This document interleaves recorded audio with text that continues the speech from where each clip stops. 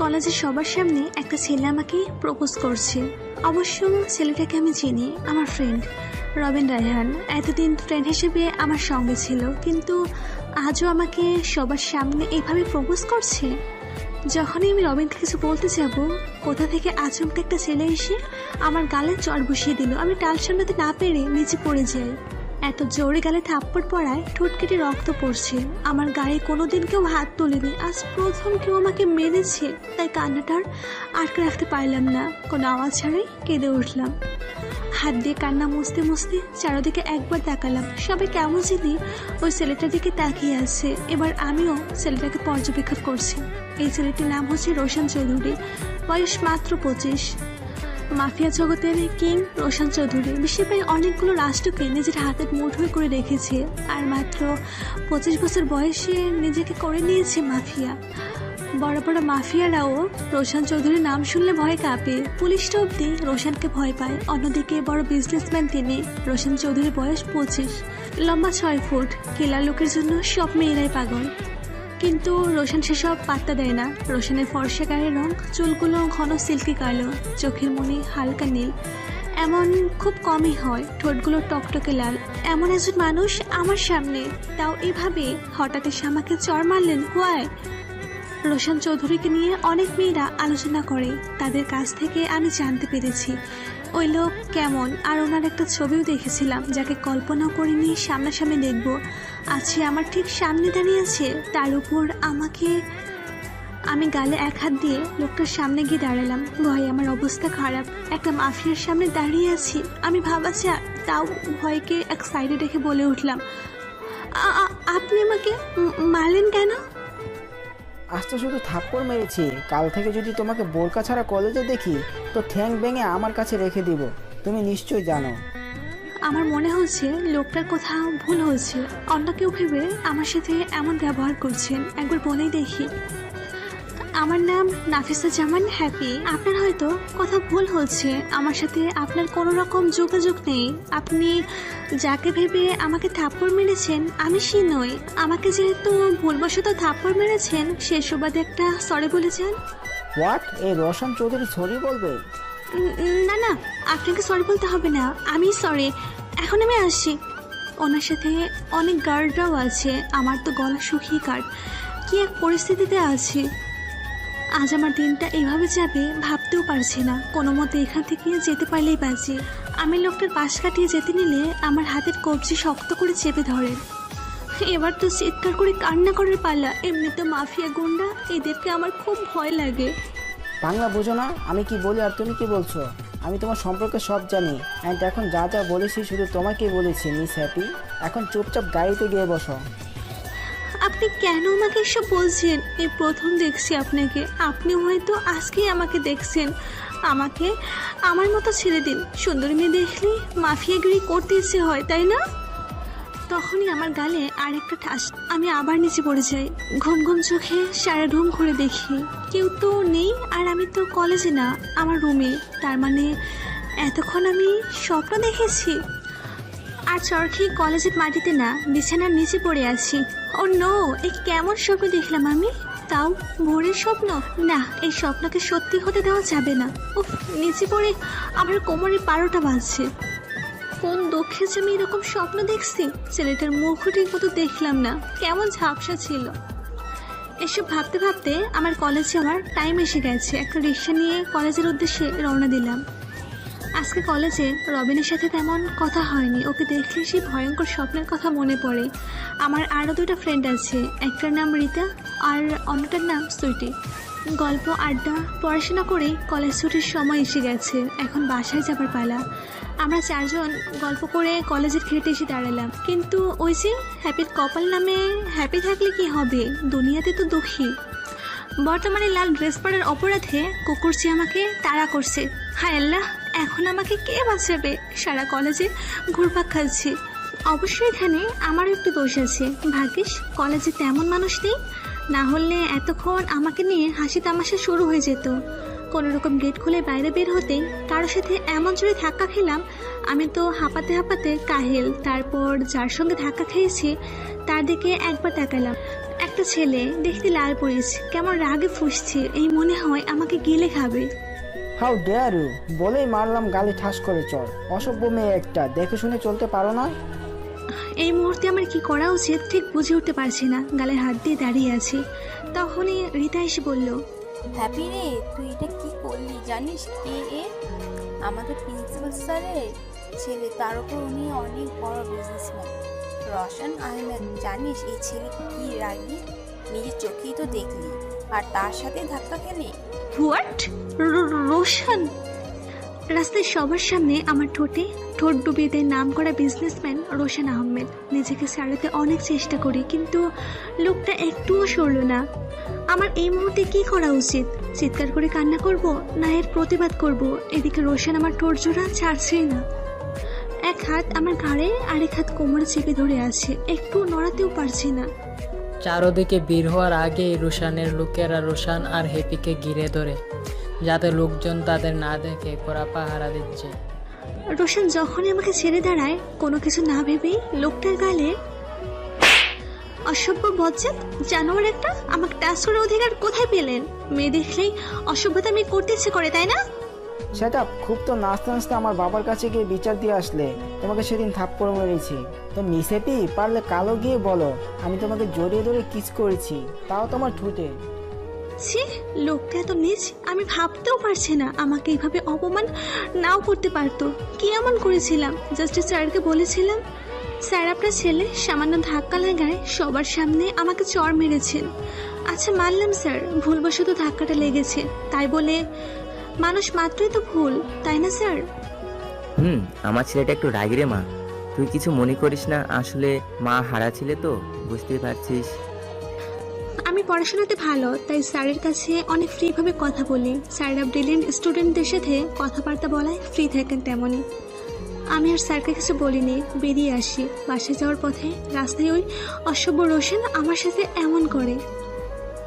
আমি আর এক মুহূর্ত লোকটার সামনে দাঁড়াতে পারছি না। কান্না করতে করতে বাসায় এসে পৌঁছালাম। দৌড়ে রুমে গিয়ে দরজা আটকে দিলাম। রাগ হচ্ছে, খুব রাগে আমার চুল ছিঁড়তে ইচ্ছে করছে।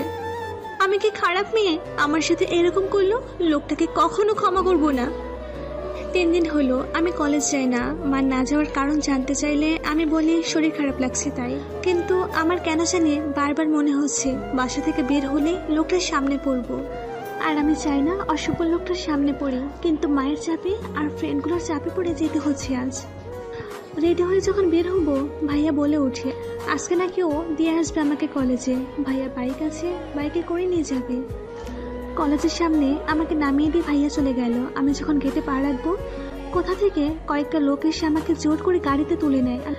আমি চিৎকার করতে পারছি না, মুখ চেপে ধরে আছে। এমন গন্ডারের মতো লোকদের সাথে আমি পেরে উঠতে পারছি না, দম বন্ধ হয়ে আসছে। রোশন আহমেদের ঠিক সামনে আমি দাঁড়িয়ে আছি। একটা সরি বলার জন্য মহাশয় আমাকে এভাবে কোনটা দিয়ে তুলে এনেছেন, ভাবা যায়? শেষে কিনা তার সামনেই আমাকে আসতে হলো। যার জন্য কলেজে আসা বন্ধ করেছিলাম, সে আবার তারই সামনে। আই এম রিয়েলি সরি, তোমার সাথে এমন ব্যবহার করা আমার ঠিক হয়নি। আসলে আমার রাগটা কন্ট্রোল করতে পারছিলাম না। যখন শুনেছি সামান্য একটা বিষয়ের জন্য আমার বাবার কাছে গিয়ে নালিশ করে এসেছো। কি ভেবেছেন নিজেকে? আমাকে এভাবে তুলে এনে সরি বললেই সব মিটমাট হয়ে যাবে? আপনার মতো অসভ্য ছেলেকে আমি কখনো ক্ষমা করব না। আমি আর এক মুহূর্ত এখানে থাকতে চাই না বলে আমি হাঁটা ধরলাম, কিন্তু বেশি দূর যেতে পারিনি। আমার হাতটা হ্যাঁচকা টান দিয়ে লোকটার সাথে মিশিয়ে দেয়। এতে আমার প্রচন্ড রাগ হয়। আমি রেগে কিছু বলতে যাব। ছেলেটা কে ছিল তুমি যার সাথে বাইকে করে কলেজে গিয়েছিলে? আমার সাথে কি থাকবে না থাকবে সেটা দেখার আপনার বিষয় না। আর যেই হোক তাতে আপনার কি? এভাবে ধরে রেখেছে কেন? ছাড়েন আমাকে। ভালোবাসি তোমাকে। How funny! প্রথমে আমাকে চড় মারলেন, তারপর সবার সামনে কিস করলেন, আর এখন বলছেন ভালোবাসেন। আপনার কি মনে হয় আপনার মতো আমারও মাথা খারাপ? আমি কোনো মেন্টাল রোগী নই মিস্টার রোশন আহমেদ। আপনার মতো নিজ মানসিক ছেলেকে ভালোবাসবো সেটা কখনো হবার নাই। আর জাস্ট হেট ইউ। আমি আপনার মুখও দেখতে চাই না। তোমাকে পাবো না জেনেও ভালোবেসেছি। ভালোবাসলে পেতে হবে বিশ্বাস করি না। না পাওয়া কষ্টটা যেমন, সুখটাও তেমন। তবুও বুকের মাঝে জমে থাকা একটি দীর্ঘশ্বাস বের হবার পথ পায় না। সেই দীর্ঘশ্বাস আঁকড়ে ধরে বাঁচার জন্য তোমাকেই চাই। সে যত যুদ্ধ করেই হোক, আমার তোমাকেই চাই। সাইদ। জি স্যার। ওকে আর বাসায় পৌঁছে দিয়ে আয়। আমার তো পা আছে, আমি নিচে যেতে পারবো। এই মেয়ে বেশি কথা বলা আমি পছন্দ করি না। ওর সাথে যাবে, নয়তো এখানেই থাকতে হবে। চলুন। প্রথম দেখায় কখনো ভালোবাসা হয় না, যা হয় তা ভালো লাগা। আর সেই ভালো লাগা নিয়ে ভাবতে থাকলে সৃষ্টি হয় ভালোবাসা। ভালোবাসি তোমাকে হ্যাপি। কে রে, আজ এত তাড়াতাড়ি কলেজ থেকে চলে এলি যে? শরীর ভালো আছে তো? ভালো লাগছিল না, তাই চলে আসছি। আমি একটু রেস্ট নেবো। মা, তুমি এখন যাও। কাল সকালে তৈরি হয়ে থাকিস, আমরা নয়নার বিয়েতে যাব। নয়নাপুর বিয়ে? উফ, খুব মজা হবে। ঠিক আছে মা, আমি তৈরি থাকবো। নয়না আমার কাজিন। রাতে ছাদের এক কোণায় দাঁড়িয়ে আছি আর ভাবছি আজকের ঘটনার কথা। সত্যি কি লোকটা আমায় ভালোবাসেন? কিন্তু আমার তো লোকটাকে একদমই সহ্য হয় না। না না, একে নিয়ে চিন্তা না করে ভালো। কানের কাছে শুধু একটা কথাই বাজছে, ভালোবেসি তোমাকে। এখন মনে হচ্ছে সবচেয়ে বিরক্তিকর শব্দ হচ্ছে এইটা, ভালোবেসি তোমাকে। কেন আমার সাথেই এমন হলো? আপনার লজ্জা বলতে কিছু নেই? এভাবে আমার পিছু নিয়েছেন কেন? এটা একটা বিয়ে বাড়ি, আর আজ আমার কাজিনের বিয়ে। আর এখানে কোনো ঝামেলা সৃষ্টি হোক তা আমি চাই না। ভালোই ভালোই আপনি এখান থেকে চলে যান। আমি তোমার জন্য এখানে আসিনি, আমার ফ্রেন্ডের বিয়ে, তাই এসেছি। আচ্ছা মানলাম, আপনি আপনার ফ্রেন্ডের বিয়েতে এসেছেন। আমাকে এখানে এই নির্জন জায়গায় টেনে আনলেন কেন? তোমার সাথে ওই ছেলে মেসিং করে পাঞ্জাবি পরছে কেন? ওর সাথে তোমার কিসের সম্পর্ক? হোয়াট? আপনার কমন সেন্স বলতে কিছু নাই? ও আমার নিজের ভাই, বুঝলেন? আর আমি যার সাথে ইচ্ছে থাকবো তাতে আপনার কি? ফাউল ছেলে একটা। ছাড়ুন আমাকে, কেউ দেখে ফেললে আপনার তো কিছু হবে না, হলে এই হ্যাপিতে হবে। এসব পেঁচাল ছেড়ে আপনি আপনার মতো চলুন, আর আমাকে আমার মতো থাকতে দিন। আমি কি করছি বা কার সাথে থাকছি এসব বিষয়ে আপনার না জানলেও চলবে। ভালোবাসি যতটুকু ভালোবাসা যায়। ভালোবাসি ভীষণ ভাবনায়, ভালোবাসি শয়নে স্বপনে, জাগরণে, জানা অজানা অসীম ভালোবাসায়। ভালোবাসি বলেই তোমাকে জানতে চাই। তখন আচমকা বাবা এসে আমাকে টানতে টানতে পাশে নিয়ে আসলেন। এসে আমাকে রূপে বন্দি করে রাখলেন। আমি কান্না করতে করতে বাবাকে বললাম, বিশ্বাস করো বাবা, ওই ছেলেটার সাথে আমার কোনো সম্পর্ক নেই। তুমি আমাকে ভুল বলছো বাবা, প্লিজ আমাকে ছেড়ে দাও। মনে হলো আমার কথা বাবার কানে পৌঁছয়নি। তিনি যেমন জেদ ধরেছেন তেমনই কাজ করছেন। বুঝতেই পারছি বাবা আমাকে এভাবে রোশানের সাথে ক্লোজ দেখে রেগে ফায়ার হয়ে গেছেন। রোশান আমার দুহাত দেয়ালে চেপে ধরে দাঁড়িয়েছিল। এখন আমি কি করে বোঝাবো বাবাকে রোশানের সাথে আমার তেমন কিছু নেই, যা আছে ঘৃণা। যেদিন থেকে রোশান নামের স্বপ্নটা আমি দেখেছি ওই দিন থেকে আমার জীবন নরকে পরিণত হচ্ছে। ওই রোশান নামের শত্রুকে কখনো ক্ষমা করবো না আমি। আজ আমার সাথে যা যা হচ্ছে সবকিছুর জন্য দায়ী রোশান। কাঁদতে কাঁদতে কখন যে চোখ দুটো লেগে গেছে বুঝতে পারিনি। মায়ের ডেকে চোখ মেলে তাকাই, রাত 2টা বাজে, আর আমি দরজার সাইডে বসে ঘুমাচ্ছিলাম। মাকে দেখি হাউমাউ করে কেঁদে উঠলাম। মা, বিশ্বাস করো, ছেলেটার সাথে আমার কোনো সম্পর্ক নেই।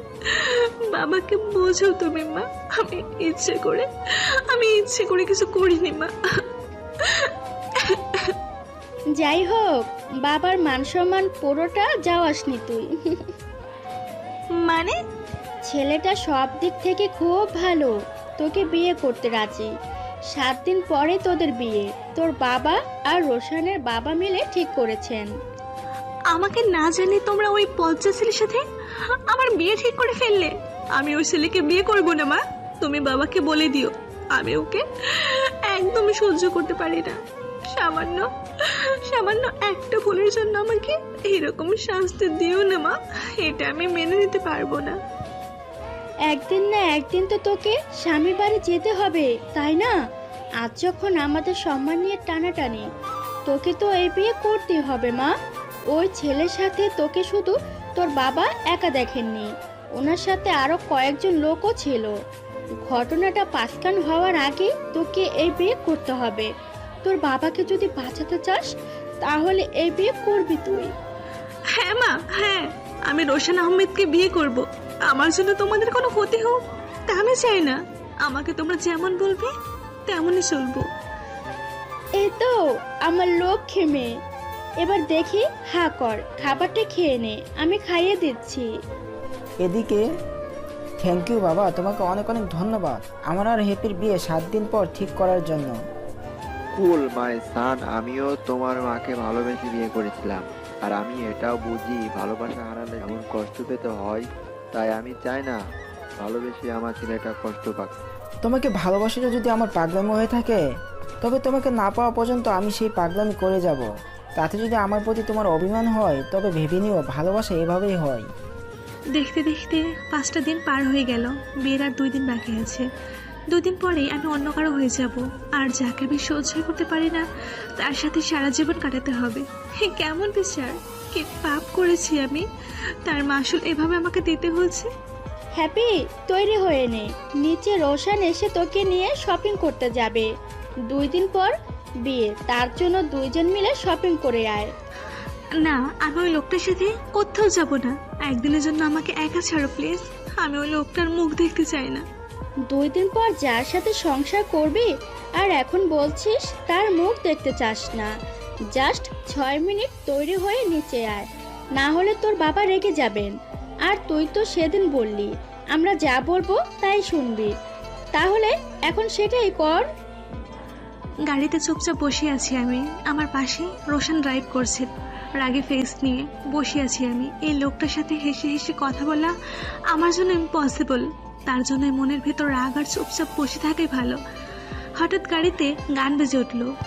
রাতের সব তারা হচ্ছে দিনের গভীরে, বুকের মাঝে মন যেখানে, রাখবো তোকে সেখানে, তুই কি আমার হবি রে, মন বাড়ি আছে তারে, তোর হৃদয়ে গেছে হারিয়ে, তুই জীবন মরণ সবই রে, তুই কি আমার হবি রে। অসহ্য, সহ্য। আজ তো একটা খাটাস বেটা। আজব একটা খাটাস মাইয়া। উফ, কোন ঝামেলায় পড়লাম। এর সাথে নাকি আমার সারা জীবন থাকতে হবে, ভাবা যায়? বিয়ের শাড়ি গয়না সব রোশানের সয়েজে কেনা হয়েছে। আমাকে কিছু বললে আমি কোনো রেসপন্স দেইনি। যা ইচ্ছে করুক, আমার কি? আমার মতে তো আর বিয়ে হচ্ছে না যে আমি নাচতে নাচতে শাড়ি গহনা কিনবো। যার মতে হচ্ছে সেই কিনুক। কেনাকাটা শেষে একটা রেস্টুরেন্টে নিয়ে আসলেন। 2টো কফি অর্ডার দিলেন। আমি চুপচাপ কফি খাচ্ছি। এই লোকটার সাথে একটু কথা বলার ইচ্ছে আমার নেই, তাই যা বলছেন সব সহ্য করে যাচ্ছি। হ্যাপি মাই বেবি, বলো তো আমরা হানিমুনে কোথায় যাব? What baby? আমি ওনার কোন জন্মের বেবি? এসব কোন ধরনের নেকামি? একদম নেকা সাজবে না। আপনার জন্য আজ আমার এই দশা, আর আসছেন হানিমুন নিয়া। ঠিক আছে, হানিমুন ক্যান্সেল। এখন আমরা বাসর রাত নিয়ে কিছু আলোচনা করি। আমার আর সহ্য হলো না। ওখান থেকে চলে আসি গাড়ির কাছে। রোশানও পিছন পিছন আসছেন। এসেই ধপাস করে গাড়ির সিটে বসে পড়ি। হ্যাপি সোনা, এভাবে চলে এলে কেন? আমাদের আলোচনা তো এখনো শেষ হয়নি। আর একটা কথা যদি আপনি বলেন, তাহলে আমার যে খুনি আর কেউ হবে না।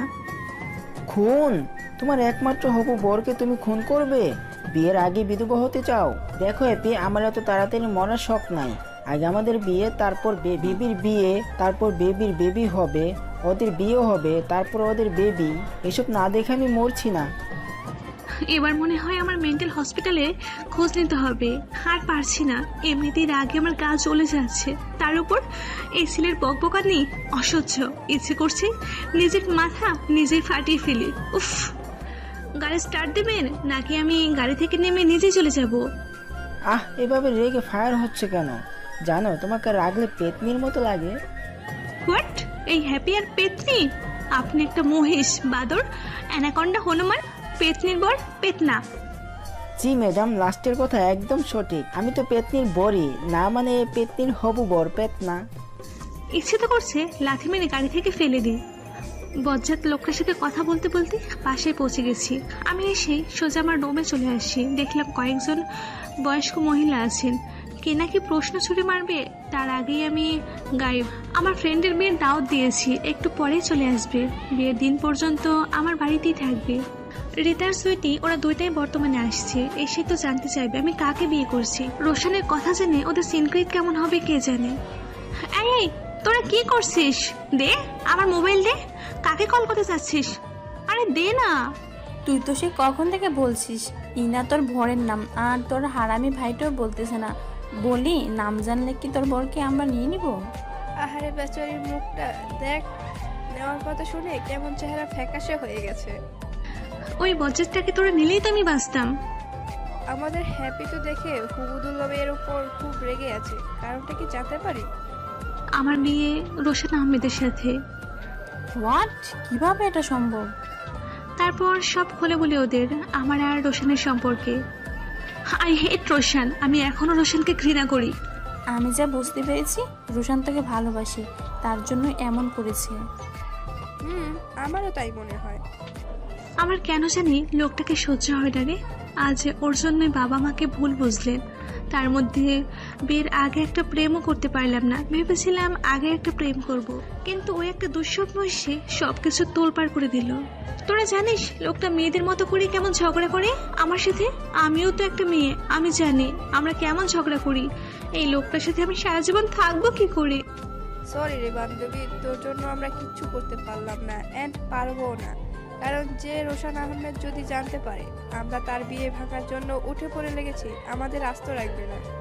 গল্প আড্ডা করে আরও একদিন পার হয়ে গেল। আজকে আমার গায়ে হলুদ, আমার বিয়ে, অথচ আমার কোনো রেসপন্স নাই।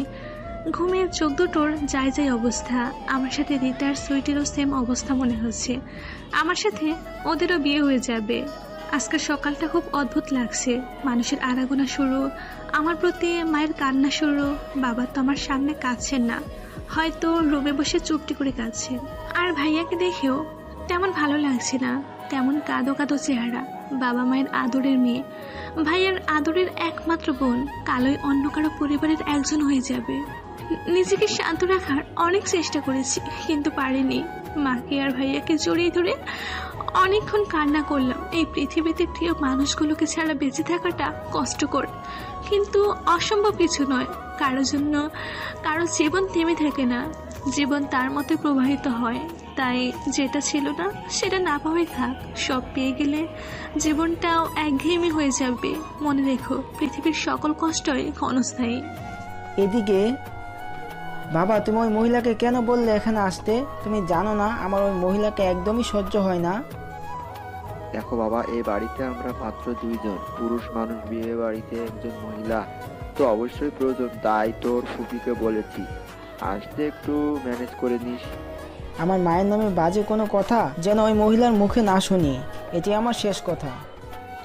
রাতে ডান্স ফাংশন হবে, তাই রীতা সুইটি ভাইয়া প্রোগ্রামের আয়োজন করছে। কে কোন গানে নাচ করবে সেটাই। আমার গায়ে হলুদ লাগানো পর্যায়ে শেষ, ধীরে ধীরে অনুষ্ঠান শুরু হচ্ছে।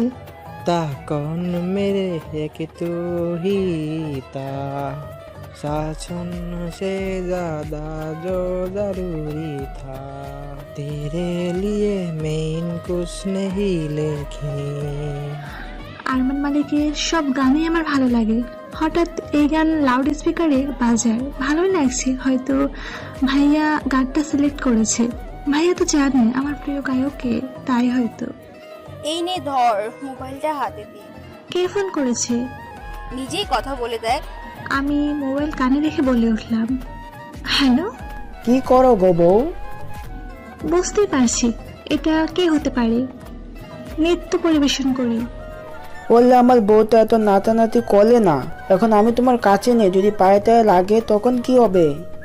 বেটা খচ্চর, আমার পায়ে লাগলে তাতে তোর কি? কাল বিয়ে, আর এখন ফোন করে বলে কি করো? তাও বউ, শালা বচ্চে। কি হলো বউ, ফোন কেটে দিলে কেন?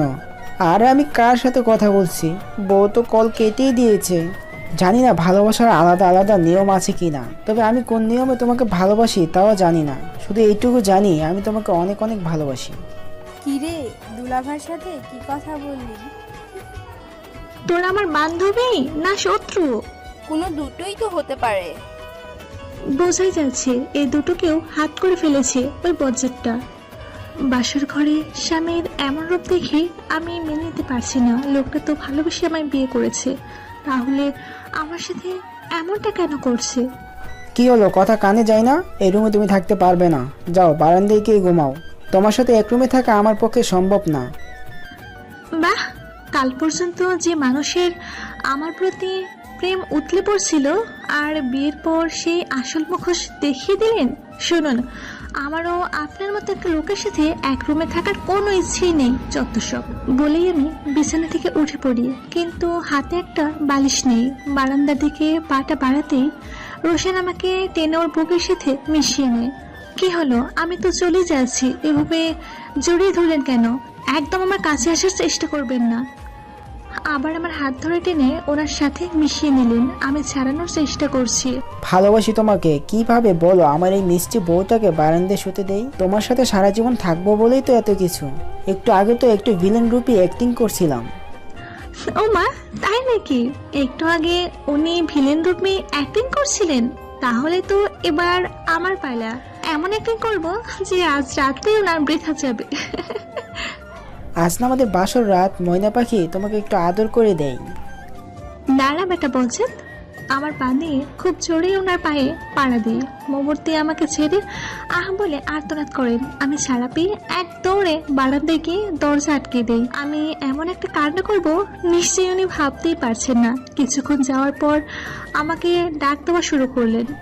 আমার লক্ষ্মী মিষ্টি সোনা বউটা না, দরজা খুলো না গো। আমি তো তোমার একমাত্র আদরের স্বামী, তাহলে আমার সাথে এমনটা করছো কেন বউ? দেখো, এই বাসর রাত নিয়ে মেয়েদের কত স্বপ্ন থাকে, তেমনি আমারও আছে। আমার এই স্বপ্ন ভেঙো না তুমি। এবারে আমি হাসি থামাতে পারিনি, একা একা হেসে চলেছি। কথার কি ছিরি, মেয়েদের স্বপ্নের সাথে ওনার সম্পর্ক কি? রাত প্রায় 1টা বাজে। আমি বারান্দায় এখনো জেগে আছি। ধীরে ধীরে দরজা একটু ফাঁকা করে দেখি বজ্রটা নাক টেনে ঘুমাচ্ছে। এতক্ষণ তো এই সুযোগের অপেক্ষায় ছিলাম। ভাবতে কেমন আনন্দ হতে লাগলো। পাটা খুব ধীরে ধীরে ওয়াশরুমের দিকে যাচ্ছে। তারপর অর্ধেক বালতি পানি এনে তাতে 3 বোতল ফ্রিজ থেকে জল মিশিয়ে এনে ওনার সারা গায়ে ঢেলে দিই। কিছু বুঝে ওঠার আগেই আমি উধাও। বারান্দায় এসে সিটকিনি লাগিয়ে দিই। তারপর মন ভরে নিঃশ্বাস নিতে থাকি। আমার সাথে ফেলেনি মস্করা, তাই না? এবার বুঝো বাজাধন, এই শীতে বরফের জল কেমন লাগে। কিন্তু কোনো আওয়াজ আসছে না কেন? ওনার কিছু হয়েছে? হঠাৎ একটা চিৎকার ভেসে আসলো। সাপ, সাপ! বউ আমাকে সাপ এসে মেরে ফেললো, বাঁচাও! সত্যি কি কোনো সাপ? আমি কিছু না ভেবে দরজা খুলে রুমে ঢুকে পড়ি। এই কি, রুমে তো অন্ধকার কেন? এই যে শুনছেন, কোথায় আপনি? আর কিছু বলতে পারছে না। আমার মুখ চেপে ধরে ধাক্কা দিয়ে বিছানায় ফেলে দিয়ে আমার উপর শুয়ে পড়লেন। কানের কাছে মুখ এনে বলতে লাগলেন, আমার বউটা এত বোকা জানা ছিল না, বরং জানো পেতনি এসেছিল, আমার গায়ে জল ঢেলে চলে গেছে। ও মা গো, বউ আমাকে মেরে ফেলবে গো। আমাকে পেতনি বলে, তাই না? ইচ্ছে মতো ওনাকে কিল চিমটি দিয়ে যাচ্ছি। আর কিভাবে পারলো লোকটা আমাকে বোকা বানাতে? আমিও আস্ত একটা বোকা। সাপ সাপ বললেই ছুটে চলে আসলাম। কিন্তু এত মেরেছি, লোকটা একটু আমাকে ছাড়লো না, আরো শক্ত করে জড়িয়ে ধরলো। শেষমেশ আমিও ক্লান্ত হয়ে উপর হয়ে ওনাকে জড়িয়ে ধরে শুয়ে পড়লাম। সকালে ঘুম ঘুম চোখে নিজের দিকে তাকিয়ে দেখি আমি একদিকে আর আমার শাড়ি অন্যদিকে, আর আমার পা একটা ওনার ওপর আর একটা বিছানায়। কি এক পরিস্থিতিতে হয়েছে আমার। ভাগ্যিস লোকটা ঘুমে, না হলে নিশ্চয়ই আমার দিকে ঢ্যাপ ঢ্যাপ করে তাকিয়ে থাকতো। কোনোরকম শাড়িটা পেঁচিয়ে ওয়াশরুমে চলে যায়। ফ্রেশ হয়ে নিচে নেমে আসি। মাথায় ঘোমটা দিয়ে এসে দেখি আমার ফুপি শাশুড়ি বসে কফি খাচ্ছেন। আমি ওনার কাছে গিয়ে সালাম করলাম। একটা অল্প বয়সী মেয়ে এসে আমার হাতে 2 কাপ কফি এনে দিল। আগে একটা তোমার শ্বশুরকে দিয়ে আসো, তারপর রোশনকে, পরে এসে তুমি খাবে।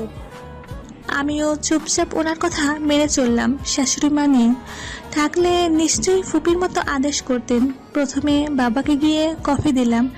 বাবা রেডি হয়ে বসেছিলেন, হয়তো কলেজ যাচ্ছেন। আমি কফি দিয়ে সালাম করে চলে আসতে নিলে বাবা বলে উঠলেন, শোন মা, কাল থেকে তুই আমার সাথে কলেজে যাবি। একটু পরেই তোর বই সব চলে আসবে। বাবা, আমি পড়াশোনা করব? অবশ্যই, এখন ব্রিলিয়েন্ট স্টুডেন্টকে কি পড়াশোনা ছাড়া মানায়? Thank you sir. ও সরি বাবা। এখন বজ্জারটাকে কফি দেওয়ার পালা। কে জানে এখনো শুয়ে আছেন কিনা। রুমে ঢুকতেই ওনার উম্মাদ শরীরের উপর আমার চোখ পড়লো। গোসল করে মাত্র এসেছেন, শরীরে শুধু একটা টাওয়াল পেছানো। আমাকে দেখা মাত্রই ওনার 2 হাত দিয়ে বুক ঢেকে বলে উঠলেন, ছি ছি, তোমার লজ্জা শরম বলতে দেখি কিছুই নেই। এভাবে দরজা নক না করে চলে এলে এখন আমার কি হবে গো? আমার তো সব শেষ হয়ে গেল। ঢং দেখে বাঁচি না, দরজা লাগালেই তো পারতেন। আর সে যাই হোক, আপনার শরীর তো আর কোনো পরনারে দেখেনি। দেখলে আপনার বউই তো দেখেছে, তাতে এত ঢং করার কি আছে? তা তো বটেই, তুমি তোমার একটা মাত্র আদরের বউ, তাহলে এটা রেখে কি হবে? এটাও না হয়। এই এই, একদমই কাজ করবেন না, অসভ্য ছেলে একটা। কোনো রকম দৌড়ে কফির কাপ রেখে ওখান থেকে চলে আসছি বাইরে। এসে বড় বড় নিঃশ্বাস নিতে থাকি। আমার নাকি লজ্জা সরম নেই, বেটা খাটাস, বজ্জাত একটা। আর একটু থাকলে তো নিশ্চিত টাওয়ালটা খুলে ফেলে দিত। কি বেলজ্জাহীন ছেলে রে বাবা। ওনার ফুপি আজ বিকেলে চলে গেছেন, কিন্তু একটা বিষয় আমি লক্ষ্য করলাম, রোশান আর ওর ফুপির মাঝে কোনো ঝামেলা আছে, না হলে ওরা ঠিকমতো কথা বলতো। কিন্তু বিষয়টা কি হতে পারে? রুমে যেতে আমার সামনে মোবাইল হাতে উনি একটা ছবি দেখালেন। সেটা দেখে রাগে নিজেকে আর আটকে রাখতে পারিনি। কি করব যখন ভেবে পাচ্ছি না, ঠিক তখনই ওনার হাত থেকে মোবাইলটা নিয়ে এক আছাড়ে ভেঙে ফেলি। এরকম অসভ্যতামি করার মানে কি? আর আপনি তো তখন শুয়েছিলেন, এটা কখন তুললেন? এরকম একটা মেয়ের ছবি তুলতে আপনার লজ্জা করেনি? নিশ্চয়ই আমার লজ্জা করেনি, কারণ আমি তো পুরা নারীর ছবি তুলিনি, আমার বউয়ের ছবি তুলেছি। কি বলো? অসভ্য একটা, আমার কথা আমাকেই ফেরত দিচ্ছেন? এমন ছবি কেউ তোলে? ঘুমের মধ্যে আমার ছবি তোলা, তাও সাড়ে এক জায়গায় আর আমি অন্য জায়গায়। কি সাংঘাতিক ব্যাপার! এমন একটা নিষ্পাপ ছেলে এমন করবে ভাবা যায়? 3 বছর পর রায়হান ফিরছে দেশে। দেশে ফেরার একটা উদ্দেশ্য রায়হানের ভালোবাসার মানুষকে আপন করে নিজের পাওয়ার। এতদিন এই দিনের অপেক্ষায় ছিল রায়হান। তার একমাত্র ভালোবাসার মানুষ নাফিসা জামান নিশাতকে একটা বার দেখার জন্য উতলা হয়ে পড়েছে। কখন পৌঁছবে সে তার মায়ের কাছে? সে তার মায়ের কথা রেখেছে, এখন তো মায়ের কথা রাখার পালা। নিশাতকে রায়হানের সাথে বিয়ে দেওয়া। কোনো এক কুয়াশা ভিজা সকালে দেখেছিলাম তোমায়, দেখেছিলাম সাদা শীতের সাজে এলোমেলো চুলে মুখ ঢেকে যায়, আর পাগল হয়ে যায় আমি। কি নিষ্পাপ চাহনি তার, চোখের ভাষায় বলে দিতে চাই, আমিও ভালোবাসি তোমায় নিশাত। হ্যাপি নাম চেঞ্জ করে নিশাত রাখা হয়েছে। আজ ভাইয়া এসেছে ওর সাথে বাসায় নিয়ে যাওয়ার জন্য। কয়েকদিন ওখানে থেকে আসবো। বাবা আর ওনাকে বলে বেরিয়ে পড়ি। আসার সময় দেখলাম ওনার চেহারা একদম মলিন হয়েছিল। মুখ ফুলিয়ে বলে উঠলেন, ঠিক আছে যাও, তাড়াতাড়ি আসবে। ভাইয়া পাশে ছিল, তাই কিছু বলতে পারিনি। অবশেষে বাসায় এসে পৌঁছালাম। এদিকে না, একটা নজর আগে নিশাতকে দেখে আসি, কেমন আছে ও। আমার যে আর তর্স হয়েছে না, তারপর না হয় বাসায় যাবো। কলিং বেল বাজতেই আমি গিয়ে দরজা খুলে দিই। রায়হান ভাইয়া, আপনি কেমন আছেন ভাইয়া? ভালো, তুই কেমন আছিস নিশাত? জি ভাইয়া, আমিও ভালো আছি, ভিতরে আসুন। না রে, আজ থাক, অন্য একদিন আসবো। জরুরি একটা কাজের কথা মনে পড়েছে। আঙ্কেল আন্টিকে আমার তরফ থেকে সালাম জানিয়ে দিস। রায়হান ভাইয়ের সাথে আমার পরিচয় ছিল 4 বছর আগে। 1 বছরে একটু একটু কথা হতো। তার 3 বছর থেকে ওনাকে দেখতে পাইনি কোথাও, হয়তো চলে গিয়েছিলেন। উনি যেহেতু আমার বড় ভাই, ভাইয়া বলে ডাকি। লোকটা এমনিতে খুব ভালো, কেমন সম্মান দিয়ে কথা বলেন। কিন্তু আজ এতদিন পর ওনার চাহনি কেমন তৃষ্ণার্ত। হঠাৎ আমার ফোনে রিং বেজে উঠল। বজ্জাতটা কল দিয়েছে। আস্তে আস্তে কল দেওয়া শুরু। এখন রিসিভ না করাই বেটার মনে করি। সকালে তো কত সুন্দর আমার চুল কাটার জন্য দৌড় করিয়েছেন, তাও কাছে হাতে। তার একটাই কারণ, আমার চুল নাকি ঘুমালে ওনার মুখে এসে পড়ে, তার জন্যই আমার চুল কাটা প্রয়োজন। ভাগ্যিস সে সময় ভাইয়া চলে আসছিল, না হলে তো আমার চুলের 12টা বাজিয়ে থাকতো খাটাসটা। কি হলো, বউ আমার কল ধরছে না কেন? রাগ করেছে মনে হয়, কিন্তু আমি তো কিছু করিনি। রাগ করবে কেন? ও মনে পড়েছে, আমি তো সঙ্গে যাইনি, তাই বলে মনে হয় রাগ করেছে। রাগ করে না লক্ষ্মী সোনা, আমি কালকে আসছি তোমার কাছে। এসব কথা এখন থাক, এতদিন পর বাড়ি ফিরেছিস, যা রুমে গিয়ে রেস্ট নে বাবা। না মা, তুমি আগে বলো সকাল হলে নিশাদের বাসায় প্রস্তাব নিয়ে যাবে। আমি আর দেরি করতে চাই না। দেখ বাবা, এতদিন যখন অপেক্ষা করে থাকতে পেরেছিস, তাহলে আর 3টা দিন অপেক্ষা কর। ঠিক আছে মা, তুমি যা ভালো মনে করো, কিন্তু একটা কথা, আমার শুধু নিষেধকে চাই। রায়হানুর মা ভাবতে লাগলেন, হে আল্লাহ, এখন আমি কি করব? এই ছেলে তো মেয়েটাকে ছাড়া কিছুই বুঝতে চাচ্ছে না। আমার ছেলে জীবনটা কি আমার জন্য নষ্ট হয়ে যাবে? কিন্তু আমি তো এটা চাইনি। যেদিন রায়হান আমাকে নিষেধের কথা বলছিল, আমি নিজে রায়হানকে বলেছিলাম, বাবা এখন তো তুই বেকার, কোনো কাজকর্ম করিস না, মেয়েটাকে এনে খাওয়াবি কি? তার চেয়ে বরং তোর বাবার বিজনেসে কাজে জয়েন কর আর নিজের পায়ে দাঁড়া। আমি তোকে কথা দিচ্ছি, ওই মেয়েকে তোর সাথে বিয়ে দেব। তার জন্য আমার ছেলেটা কাজের জন্য দেশের বাইরে চলে গিয়েছিল, 3 বছর পর এসেছে। এখন যদি জানতে পারে তার প্রেয়সীর অন্য কারোর সাথে বিয়ে হয়ে গেছে, তখন আমার ছেলেটা কি করবে? সব দোষ আমার। এই ভাইয়া, আমার বিয়ে হয়ে গেছে বলে আমার সাথে একটু গল্পও করবি না? বলি তোর হৃদয়ে দয়া মায়া বলতে কিছু নেই? দেখো এখনো কিছু বলতেছি না। ওই ভাইয়া। কে আপনি? আর আমার রুমে কি করছেন? মা, ও মা, মেয়েটা কে দেখো তো। আমি কে তাই না? দাঁড়া বোঝাচ্ছি তোকে আমি কে হই তোর। আরে এ তো দেখি আমারই একমাত্র বোন। ওলে আমার বোনটার কি হয়েছে, কাঁদছে কেন? হোয়াট ফাজিল ভাই একটা। পরের দিন মনে হচ্ছে আমি কোনো ভূতের মুভি করছি। সারা রুম কেমন ভয়ে ভয়ে আওড়াচ্ছি। তার একটাই কারণ, রুমে আমি একা মোবাইলে গেম খেলছি। হঠাৎ আমার নাম ধরে কেউ ডেকে উঠলো। নিষেধ, আমি তো কাউকে দেখতে পাচ্ছি না, কি হবে? ভূত না তো? আমি ধীরে ধীরে বেলকনিতে যেতে পেছন থেকে কেউ আমাকে জড়িয়ে ধরলো। আমি যখনই চিৎকার করব, লোকটা বলে উঠলো, বউ কেমন আছো? তার মানে আপনি আমাকে ভয় দেখাচ্ছিলেন এতক্ষণ? যা দুষ্ট, আমি বই দেখাতে যাব কেন? আমি তো মজা করছিলাম। অসভ্য একটা, ছাড়ুন আমাকে। লোকটা তো ছাড়ছেই না, আরো পারলে আমার গলায় মুখ ডোবালো। তার থেকে চোখ সরিয়ে সেখানে চুমু খেতে লাগলো। আমি চোখ বন্ধ করে তা উপভোগ করছি। হঠাৎ মনে পড়লো দরজা খোলা, যদি কেউ চলে আসে। তাই ওনাকে হালকা ধাক্কা দিয়ে রুমে চলে আসি। আপনি ফ্রেশ হন, আমি নাস্তা নিয়ে আসছি। রান্নাঘরে যাওয়ার সাথে সাথে মা আমার হাতে নাস্তার প্লেট ধরিয়ে দিলেন। আমিও চুপচাপ নিয়ে আসি। রুমে এসে দেখি উনি আমার ছোট কালের পুতুল একটা ভেঙে ফেলেছেন। 3টে থেকে একটা ভেঙে টুকরো টুকরো করে দিয়েছেন। আপনি আমার পুতুল ভাঙলেন কেন? তার একটাই কারণ, এখানে শুধু আমি আর তুমি থাকবো, দ্বিতীয় কোনো ব্যক্তি বা পুতুলও না। এখানে একটা মেয়ে পুতুল আর 2টা ছেলে পুতুল ছিল, তাই বলে একটা ভেঙে ফেলতে হবে? কি আজব লোক একটা। আপনি ছাদে আর আমি সারা বাড়ি খুঁজে বেড়াচ্ছি আপনাকে। আমাকে চোখে হারাছো বুঝি? অবশ্যই না, এই প্রথম আপনি আমার বাসায় এসেছেন। জামাই হিসেবে আপনার খেয়াল রাখার দায়িত্ব অবশ্যই আমার, এতে চোখে হারানো কি আছে? আমাকে তুমি চোখে হারাও না, তাই না? এভাবে এগোচ্ছেন কেন? ও মা, স্বামী খেয়াল রাখবে না, তাই তো কাছে আসছি। কাছে না আসলে খেয়াল রাখবে কি করে? আমি আপনার খেয়াল দূর থেকে রাখতে পারবো, কাছে আসার কোনো প্রয়োজন নেই। আহ বউ, এত ভয় পাচ্ছে কেন? আমি তো তোমার একটা মাত্রই জামাই। দেখুন, আর কিছু বলতে পারলাম না। ওনার ঠোঁটের সাথে আমার ঠোঁট মিলিয়ে নেন, বরং আবেশে ঠোঁটে চুমু দিতে থাকেন। আমি আর ওনাকে আটকাই না। দিনে একবার হলেও এটুকু ভালোবাসা পাবার জন্য আমিও ছটফট করি। যতই হোক, অবশ্যই আমার একমাত্র স্বামী।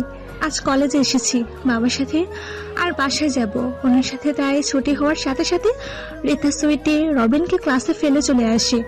আমি গেটে এসে দেখি উনি গাড়িতে হ্যান্ডেল দিয়ে দাঁড়িয়ে আছেন। আমাকে দেখার সাথে সাথে একটু এগিয়ে আসলেন। আমিও এগোতে লাগলাম। আমাদের ঠিক মাঝখানে এসে দাঁড়ান রায়হান ভাইয়া। ওনাকে এভাবে আমার সামনে দাঁড়িয়ে থাকতে দেখে কেমন অপ্রস্তুত হয়ে উঠি। ভাইয়ের পেছনে উনি দাঁড়িয়ে আছেন। ভাইয়া, আপনি এখানে কিছু বলবেন? আয়, তোকে বাসে ড্রপ করে দিয়ে আসি। ওইদিকে যাচ্ছিলাম, তাই ভাবলাম তোকে সাথে করে নিয়ে যাই। থ্যাংক ইউ ভাইয়া। আসলে আমি ওনার সাথে চলে যাব। ও, আপনাকে তো পরিচয় করিয়ে দেওয়া হয়নি। ইনি হচ্ছেন আমার স্বামী রোশন আহমেদ। নিশাতের মুখে স্বামী শব্দ শুনে রায়হানের বুকে চিনচিন ব্যথা শুরু হলো। কি বলছে এসব নিষাদ? ওর স্বামী মানে কি? না না, এটা হতে পারে না। নিষাদ শুধু আমার জন্য, অন্য কারো না। ও হয়তো আমার সাথে ফাইজলামি করছে, কিন্তু ও তো এমন মজা আমার সাথে করে না। নিশাতের মুখে মিষ্টি হাসি দেখে রায়হান তার হাত বাড়িয়ে দিল রোশানের দিকে। হাই মিস্টার রোশন, আমি রায়হান চৌধুরী। হ্যালো। তা নিষাদ, বিয়ে কবে করলি? জি ভাইয়া, 15 দিন হলো, 9 তারিখে বিয়ে হয়েছে। হো, আসলে জানতাম না। এতদিন দেশের বাইরে ছিলাম তো তাই। আচ্ছা ভাই, ভালো থাকিস। একদিন না হয় রোশনকে নিয়ে আমাদের বাসায় আসিস। আপনার কি হয়েছে? এভাবে রেগে আছেন কেন? ছেলেটার সাথে তোমার সম্পর্ক কি ছিল?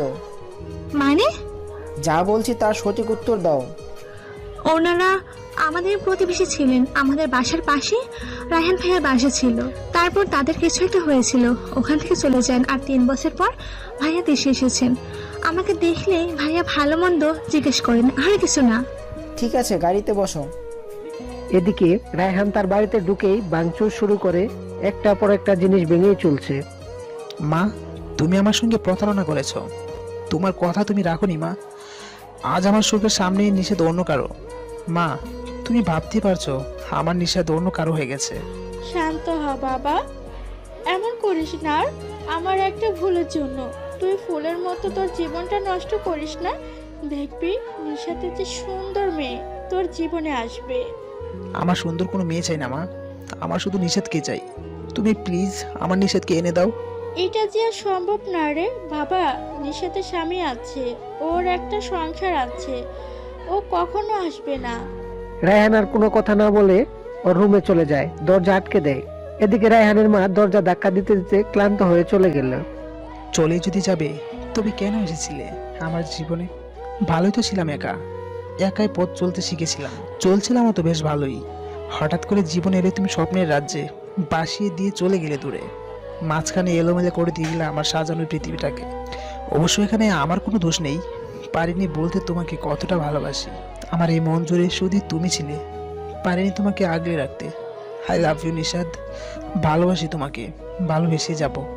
হাই সুইটহার্ট, কেমন আছো? কতদিন দেখা হয় না, বলো তো। হোয়াট? যে দেখি উনি কারোর সাথে ফোনে কথা বলছেন। ওহ বেবি, তুমিও না কি যে বলো। তোমাকে দেখবে বলে আমার মনটা আকুল হয়ে উঠেছে। ওকে, কালই আসবে, আমার আর তর সইতেছে না কখন তোমায় দেখবো। আচ্ছা বাই, ভালো থেকো। কি হলো এটা? উনি কার সাথে এভাবে কথা বললেন, তাও বেবি বললেন? ও মাই গড, ওনার কি গার্লফ্রেন্ড আছে? আমাকে কি ধোকা দিয়েছিল উনি? কিন্তু হে কেমন ধোকা, বউয়ের সামনে গার্লফ্রেন্ডের সাথে ফোনে কথা। ডাল মে কুছ কালা হে।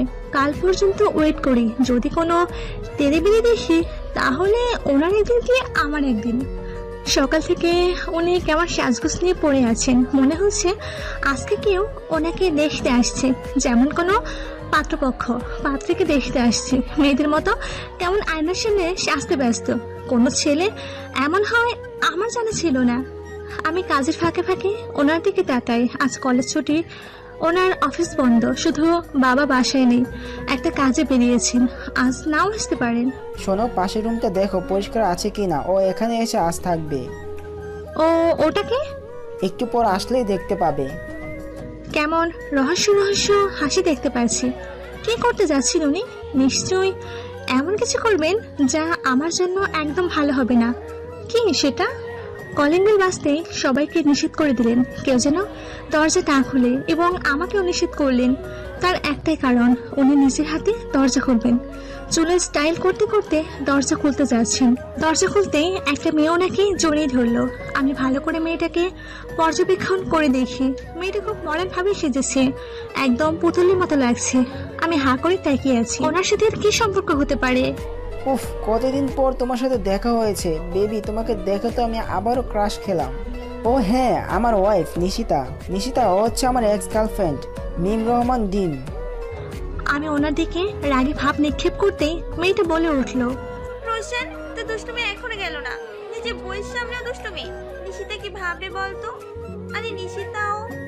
আহ বেবি, এসব কথা এখন থাক, অনেক দূর থেকে এসেছো, রেস্ট নাও আগে। শালা বজ্জাত, আমার সামনে অন্য একটা মেয়ের সাথে আদিক্ষতা দেখানো হচ্ছে। মেয়েটা কিছু বলতে চেয়েছিল, তাও বলতে দিলেন না। মা গো, আমাকে কোথায় ফেলে রাখলে?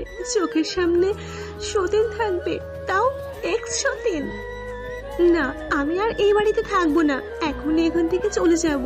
এমন পুরুষের সাথে সংসার করা আমার পক্ষে সম্ভব না।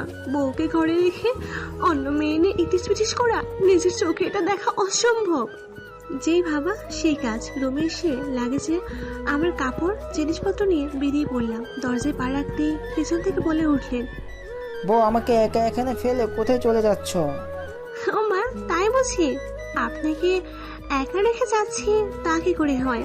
আপনার তো বেবি আছে দেখলাম, ওকে নিয়ে থাকেন যত্তস্ব। না না, আমার দুটো বেবি লাগবে। হোয়াট? আমার আপনাকে একদম সহ্য হচ্ছে না, আমাকে আটকানোর চেষ্টা করবেন না বলে দিচ্ছি। থ্যাংক ইউ বউ, তুমি আমাদের এভাবে সুযোগ করে দেবে আমি ভাবতেও পারিনি। সত্যি তো, আমি তো মূর্খের মতো চলে যাচ্ছি ওদের সুযোগ করে দিয়ে। এটা তো আগে ভাবা উচিত ছিল। এখন তো উনি আমার স্বামী, ওনার উপর একমাত্র আমার অধিকার আছে, আর কারো না, হোক সে গার্লফ্রেন্ড। এত সহজে আমার জামাইটাকে ছাড়ছি না। এ কি, তুমি না বললে চলে যাবে, আবার এদিকে কোথায় যাচ্ছ? অসহ্য। বাহ, ডোজটা দেখি কাজে লেগেছে। রাগে আমার চুল ছিঁড়তে ইচ্ছে করছে। একটা মানুষ কিভাবে ছলনা করতে পারে? ওনাকে দেখলে হয়তো আমি জানতামই না।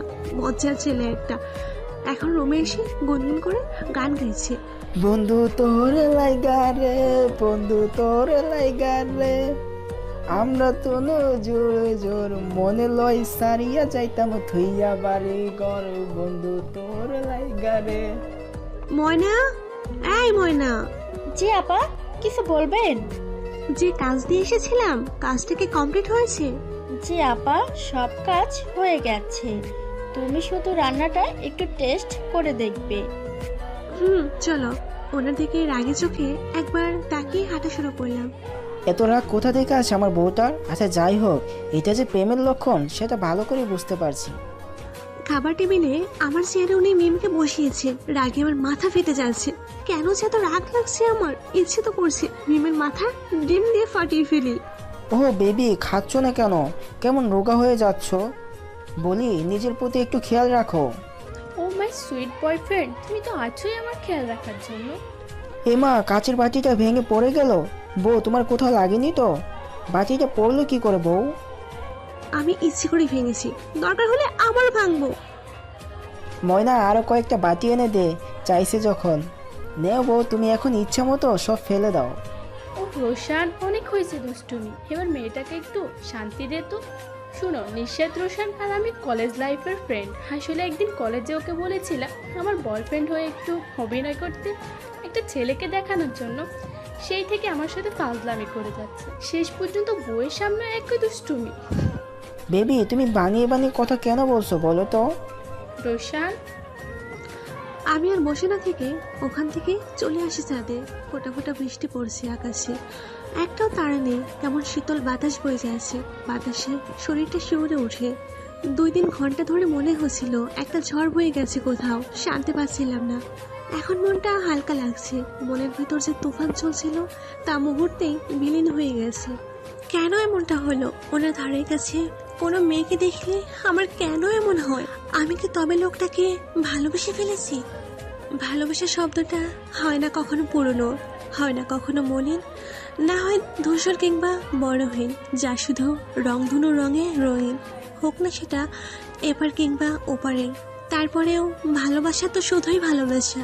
নিশাতকে দেখে তো মনে হলো ও তোকে ভালোবাসে, তাহলে এমন কেন করছিস ওর সাথে? এটাই তো দেখতে চেয়েছিলাম, তাই এমনটা করেছি। আমার বউটাকে রাগাতে আমার হেব্বি লাগে। ফাজিল ছেলে একটা, তুই কোনোদিন শোধরাবার নয়। আগে যেমন ছিলি এখনো তেমন, কিন্তু আগের রাগটা আর এখন নেই। রাতে কি হলো? আমার বউটা এমন চুপচাপ হয়ে আছে কেন? এখন কি রেগে আছে? দেখো তো একবার। হঠাৎ পেছন থেকে কেউ জড়িয়ে ধরলো আমাকে।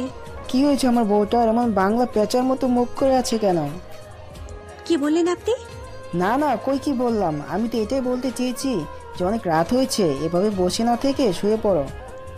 আমার কাজ আছে, আপনি শুয়ে পড়ুন। আমাকে দিয়ে তো ভাবতে হবে না। ওমা, কি কাজ আছে? আমিও তোমাকে সাহায্য করি, চলো। আর তুমি আমার একটা মাত্র বউ, তোমাকে নিয়ে ভাববো না তো পাশের বাসার আন্টিকে নিয়ে ভাববো নাকি? আসো, দুজনে মিলে কাজটা করি। ধুর, এই কার সাথে কথা বলছি আমি? মিথ্যা বলেও শান্তি নাই, ফাজিল একটা। আপনাকে কষ্ট করে আমার কাজ করে দিতে হবে না, আমি আমার নিজের কাজ নিজেই করতে পারবো। বলেই আমি আলমারি থেকে সব কাপড় নামিয়ে গুছিয়ে রাখতে শুরু করি। কি আর করব, মিথ্যা যখন বলেছি একটা না একটা কাজ তো করতেই হবে। কি হলো? আমার বউয়ের গোছানোর জিনিস আবার গুছিয়ে রাখছে। সমস্যা নেই, আমিও একই কাজ করতে পারি। আরে আপনাকে তো বলেছি আমি নিজেই করতে পারবো। আহ বউ, তোমার কষ্ট আমি মেনে নিতে পারছি না, একটু সাহায্য করতে দাও তো। কিছুক্ষণ পর। যাক, কাজ শেষ এবার তো। কি আদর? বুঝে গেছি উনি এখন কি চাইছেন। আমিও না বুঝার ভান করে হাই তুলে বলে উঠি, খুব ঘুম পেয়েছে, আমাকে ডিস্টার্ব করবেন না। বলে আমি অভ্যাস হয়ে শুয়ে পড়ি। বেচারার মুখ দেখার মতো মনে হয়। ধীরে ধীরে কেউ আমার উপরে উঠছে। কে সেটা দেখার জন্য চোখ খুলি, তাকে দেখি বজ্রটা আমার উপর আছোয়া হয়ে শুয়ে আছেন। তার নিঃশ্বাস আমার উপর আছড়ে পড়ছে। কিছুক্ষণ আমার দিকে তাকিয়ে থেকে আমার ঠোঁটের দিকে এগিয়ে আসছে। আমি বিরক্তির সাথে কিছু বলতে যাব, অমনি ওনার ঠোঁটের সাথে আমার ঠোঁট মিলিয়ে নেন। কেন জানি আমারও আজ ইচ্ছে করছে ওনাকে ভালোবাসতে, তাই আমিও ওনার সাথে তাল মিলিয়ে ভালোবাসার সাগরে ডুব দিই। ওনার গায়ে গলায় চুমুতে রাঙিয়ে দিই। আজকে কারো মনে কোনো ঘৃণা নেই, আছে শুধুই ভালোবাসা। কয়েক মাস পর সকালে ফ্রেশ হয়ে রান্নার কাজ ছেড়ে নাস্তা করে আমি আর রোশান বেরিয়ে পড়ি। আমি কলেজে আর রোশান অফিসে। বাবা একটু অসুস্থ, তাই ওনার সাথে যেতে হচ্ছে। গাড়ি থেকে নামার সময় উনি আমাকে জড়িয়ে ধরে কপালে কিস করে। আমি মুচকে একটা হাসি দিয়ে চলে আসি। যতক্ষণ না কলেজের ভেতর ঢুকছি ওনার গাড়ি ততক্ষণ ছিল। মনে হচ্ছে আমি ক্লাস 2 এর বাচ্চা একটা মেয়ে। আজ তো দেখি আমার ফ্রেন্ড একটাও আসেনি, তার মানে সারাটা ক্লাস আমাকে একাই কাটাতে হবে। আমার শরীরটা কেমন লাগছে, গা গুলিয়ে বমি আসার মতো। আর এক মুহূর্ত এখানে থাকতে পারবো না, গুরুতর কিছু হবার আগে এখান থেকে যেতে হবে। তাই একজন মিসকে শরীর খারাপ বলে চলে আসি কলেজের গেটে। কিন্তু এখানে যে আমার জন্য মহা বিপদ দাঁড়িয়ে আছে আমি ভাবতেও পারিনি। কয়েকটা লোক আমাকে ধরে বড় একটা গাড়িতে তুলে নেয়। এরকম অবস্থায় আমি আর চোখ খুলে থাকতে পারিনি, সেখানেই জ্ঞান হারাই। বিপদ যখন আসে তখন সেটা না জানিয়ে হঠাৎ আসে। এদিকে রোশানের মন অস্থির হয়ে আছে, কোনো কাজে মন লাগাতে পারছে না। কখন কলেজ ছুটির সময় আসবে সেই অপেক্ষায়। এক এক করে সবাই চলে যাচ্ছে, নিশাতের কোনো খবর নেই। রোশানের সারা শরীর কেমন ঘেমে যাচ্ছে। নিশাতের কোনো দেখা না পেয়ে রোশান কলেজের ভিতর ঢুকে পড়ে। ওখানে একজন মহিলাকে দেখে রোশান এগিয়ে যায়। নাফিসা জান্নাত নিশাত, ও কোন ক্লাসে বলতে পারেন? ও হ্যাঁ, ও তো অনেক আগেই চলে গেছে। মেয়েটার শরীর খারাপ লাগছিল, তাই আমাকে বলে চলে গেছে। স্যার, আপনার আপত্তি না থাকলে একটা কথা বলি। জি বলুন। আমি সকালে খেয়াল করে দেখেছি আপনি একটা মেয়েকে কলেজে দিয়ে গিয়েছিলেন। তার ঘন্টাখানিক পর মেয়েটি এখানে এসে দাঁড়িয়েছিল। তারপর কয়েকটা লোক এসে মেয়েটিকে গাড়িতে করে তুলে নিয়ে যায়। আমি আড়াল থেকে দেখেছি। স্যার, আপনার যদি কোনো উপকার হয় তাই বলুন। রোশান কি বলবে বুঝে উঠতে পারছে না। ওর মনের ভিতর যে অস্থিরতা ছিল তা দ্বিগুণ বেড়ে গেছে। দ্রুত ড্রাইভ করে বাসায় আসে, কিন্তু ফলাফল শূন্য। রোশান নিঃশব্দ করে চিৎকার করে মাটিতে বসে পড়ে। ভাইয়া, আপনি আমাকে এখানে তুলে এনেছেন কেন? দেখুন, আমার স্বামী চিন্তা করবেন আমার জন্য, আমার এক্ষুনি যেতে হবে বলে আমি বিছানা থেকে উঠে পড়ি। কি হলো ভাইয়া? আমার হাত ধরেছেন কেন? ছাড়ুন আমাকে, যেতে হবে আমার। আমি তোমাকে যেতে দেব না এখান থেকে, কারণ আমি তোমাকে ভালোবাসি নিশাদ। পারছিলাম না তোমাকে ভুলে থাকতে। আমার দিকে একবার তাকিয়ে দেখো, বড্ড ভালোবেসে ফেলেছি তোমায়। আমাকে ছেড়ে যেও না প্লিজ, পারবো না তোমাকে ছাড়া থাকতে। হোয়াট? আপনার মাথা ঠিক আছে তো? আপনার কোনো ধারণা আছে আপনি কি বলছেন? আমি একজনের স্ত্রী ভাইয়া, প্লিজ আমাকে যেতে দিন। আপনার এসব কথা আমি আর শুনতে চাই না। তুমি চাইলেও এখান থেকে যেতে পারবে না নিশাদ। আমাদের দুজনকে কেউ কোথাও খুঁজে পাবে না। তুমি আমাকে আজকে বিয়ে করবে। আপনার সাহস হয় কি করে আমাকে এমন কথা বলার? এতদিন আপনাকে সম্মান করেছি ভাইয়া বলে, আর আপনি আজ আমার থেকে আমার স্বামীকে কেড়ে নেওয়ার কথা বলছেন। আপনি জানেন আমরা দুজন দুজনকে কতটুকু ভালোবাসি? আমরা একে অপরের অস্তিত্ব, বুঝতে পারছেন আপনি? আমাদের আলাদা করার চিন্তাও করবেন না আপনি, এর পরিণতি ভালো হবে না। এসব বলতে বলতে আমি আবার জ্ঞান হারাই। ডক্টর, নিশাদের কি হয়েছে? ও কি অসুস্থ? ও প্রেগনেন্ট, শরীর দুর্বল থাকায় জ্ঞান হারিয়েছে। একটু পরে জ্ঞান ফিরে আসবে। এই ওষুধগুলো খাইয়ে দিবেন। নিশাদ মা হবে আর রোশান বাবা? না, এ হতে পারে না। আমি নিশাদকে কোথাও যেতে দেব না, দরকার হলে এই সন্তানকে। এদিকে চারদিকে রোশানের লোক ছড়িয়ে পড়েছে। উদ্দেশ্য নিশাদকে খুঁজে বের করা। যে করেই হোক রোশানের নিশাদ চাই। রোশানের বাবা ছেলের এই অবস্থা দেখে নিজেকে অসহায় মনে করছেন। কি আছে রোশানের জীবনে? রোশান খাবারটুকু মুখে দিচ্ছে না, তার নিশাদকে চাই। এই খাবার গলা দিয়ে নামবে না। সকালে একসাথে নাস্তা করে বের হয়েছিল, তার আদরের বউয়ের সাথে কি করেছে? নিশাতের শরীর খারাপ নিয়ে হয়তো আমার জন্য অনেক কান্না করছে। আমিও পারছি না। মানুষের জীবনে চাওয়া পাওয়া শেষ নেই, স্বপ্নের সামার্থ্য নেই, আকুলতার অন্তি নেই। আমার চাওয়ার তুমি স্বপ্ন, তুমি আমার সব আকুলতা। শুধু তোমার মাঝে আমার জীবন, শুধু তোমাকে ঘিরে। I miss you. যেখান থেকে হোক আমি আমার নিশাদকে খুঁজে বের করব। এদিকে রুমের সব কিছু ভেঙে ফেলছে। নিশাদ রুম লক করে কোথাও গিয়েছে রাইহান। আমি থাকবো না এখানে, আমাকে আমার রোশনের কাছে যেতে দাও। কেন এমন করছো আমার সাথে? প্লিজ আমাকে ছেড়ে দাও, আমি শুধু রোশনকে ভালোবাসি। রায়হান রুমে প্রবেশ করতেই তার মাথায় ফুলদানি নিয়ে আঘাত করি। তখনই চিৎকার করে মাটিতে লুটিয়ে পড়ে রায়হান। আমি তার দিকে না তাকিয়ে এক দৌড়ে চলে আসি রাস্তায়। সবকিছু অজানা, কোথায় এসে পড়লাম আমি? কোন দিক দিয়ে যাব? এই শহরে যে আমার অচেনা একটা মানুষ কি, গাড়িও দেখতে পাচ্ছি না। কার কাছে সাহায্য চাইবো? কোনো কিছু না ভেবে হাঁটা শুরু করলাম। যে করে হোক আমি রোশনের কাছে যাব।